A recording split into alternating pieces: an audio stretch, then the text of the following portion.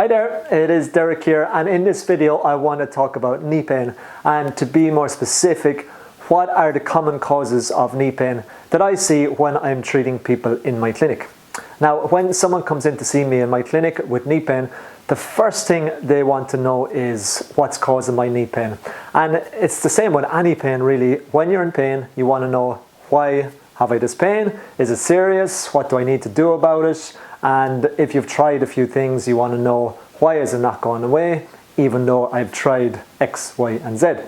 So in my clinic, there are basically two main reasons why someone can have knee pain. The first one is if there is a specific trauma or a specific injury, so such as a fall, a bang to the knee, a twist. If you're playing sport, you get a tackle and your knee twists, or you fall on your knee, something like that. So there's a specific injury that you can go, yep, that's why my knee is sore, because I hurt it. Now, the second one is the one that people find a little bit more confusing, I suppose, or frustrating. It's when there's no specific reason or cause for their knee pain. So it's when their knee pain has come on gradually, even though they can't really recall doing anything to actually hurt their knee pain. And this is what I see a lot of in my clinic. Now, there is a third one, it's less common, and that would be when there is something like a medical condition like gout, or it could be an infection in the knee. I suppose you could class arthritis as that as well. Although nothing can be done from my point of view, from a physio point of view, to help arthritis, if you help the movement around the knee and around the joint and get the muscles working better, that can often take pressure away from the joint. But that's for another video, we won't go into that today. So to quickly discuss the two main reasons. So there's acute trauma, or there's a specific injury, and the second one is where there's no injury and the pain has just come on by itself. So if there has been an injury, then the things that can get injured, you have your ligaments, you have your tendons, you have your muscles, of course, you have the joint, you have cartilage in the knee, meniscus, you have a Baker's cyst there. So they're all things that can get injured when you have a specific fall or a specific trauma to the knee. Now, they can be assessed for in the clinic to a certain degree, to a good degree actually.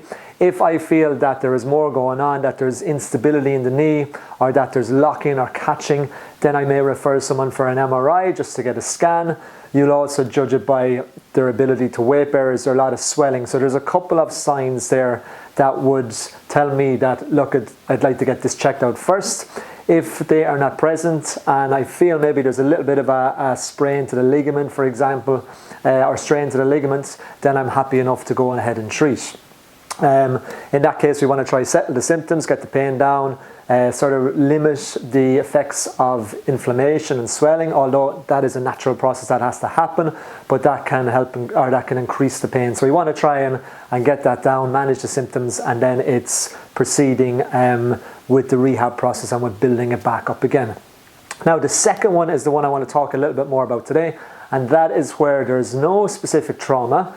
The pain has come on just by itself. People will often say, I don't know why it come on by itself, but really there's always a reason why pain comes on. It doesn't really exist for no reason. It's your body's way of telling you, look, I'm not happy here, there's something going on, and it's sort of a warning sign for you to either stop your movement, to take action, slow down, or get it checked out.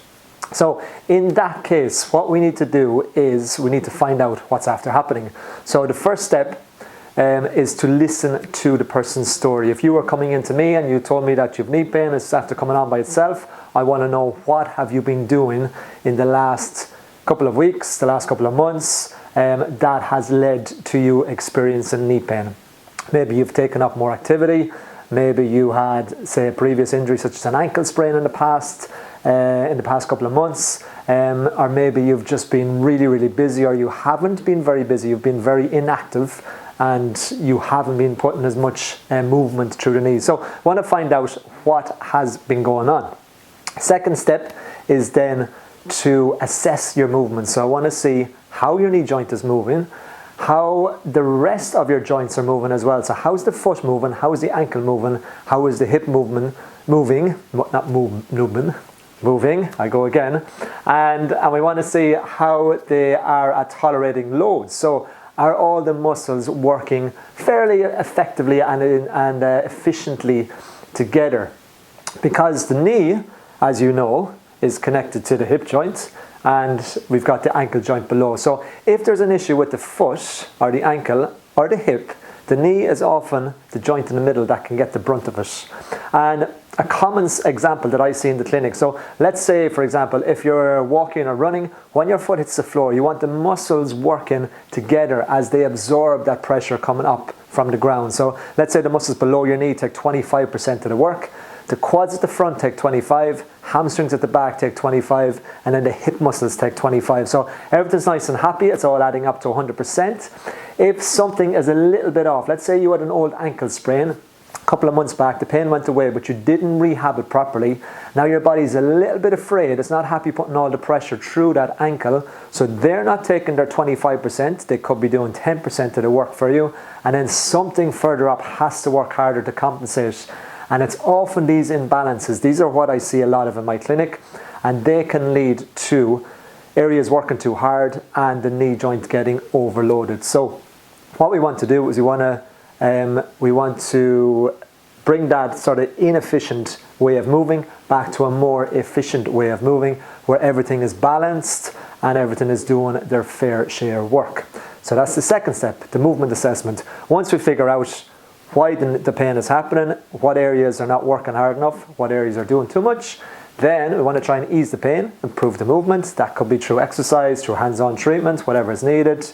Then we want to build good foundations and progress the patient back to moving with confidence, to moving, feeling resilient, to feeling that they have good strength in the area so that they can return to their everyday tasks, return to their exercise, return to their sport, without worrying about the problem coming back. And again, that's probably for another video. What I wanted to do today is just more go into the causes of knee pain and the different things that can bring it on. So again, just to recap, we have our acute trauma, so that's where there's been a specific fall or a bang or a twist, something like that. Maybe you got up out of a chair, you turned funny, and you felt your knee sort of pop or your knee go.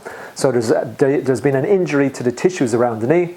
The second one is where there's been no injury, but it's come on gradually. So that's more of an overload issue, where there's an imbalance there and there's too much pressure going through the knee. The third one that I don't see as much of is where there's a medical, say like a medical condition, or condition is probably the wrong word, but there's like gout, or there's like an infection, or arthritis could be classed as that. So I do see people with arthritis, but the other two you would need obviously medical intervention such as antibiotics or maybe an injection or something to help with that. So that'd be more down the medical side, the GP route. The aim is to get everything balanced again, to restore that imbalance, to take pressure away from the knee, and to bring it back to a point where you are happy putting stress through the knee in a good way, so you're able to do your everyday activities without worrying about the pain coming back. So hope I didn't ramble on too much. Hope that was helpful. If you have any questions, please pop them in the comments below or get in touch with me and I'll be happy to answer. And look, have a really good day and I'll talk to you soon.